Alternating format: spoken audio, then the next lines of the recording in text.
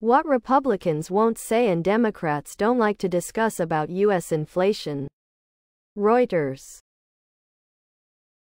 If the deep split in U.S.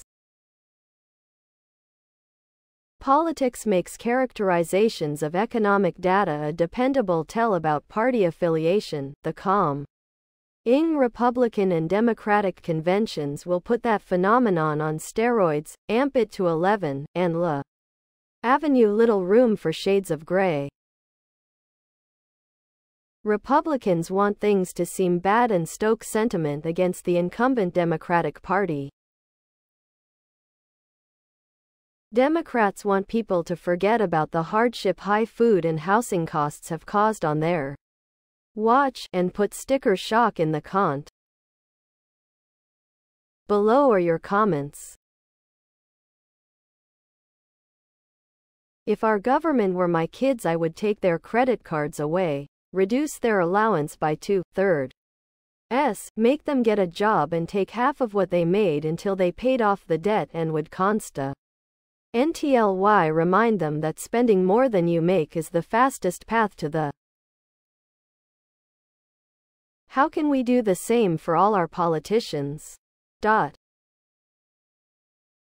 I don't think working Americans relate to inflation, they care about the prices they pay at the pump and in the grocery, and how those prices impact the well-being of their families. Working Americans are not politicians, they are voters. Missing from these points the parties will try to make is the role of federal spending. President Biden's signature pieces of legislation early in his term compounded the already overstimulative effects of Trump's pandemic spending. Too bad no politician can get popular by suggesting the government should save money for a rainy day, rather than spend more than it has. Here's the problem with inflation. If an item goes from $1 to $1.25 and then levels off for a period of time, the government tries to tell you that inflation is coming down and leveling off. But the problem with that thinking is it's still 25% higher than previously, and unless you are making 25% more, you are not keeping up with inflation. The other problem is you have people passing bills that spend obscene amounts of money because it's their money and there is no accountability.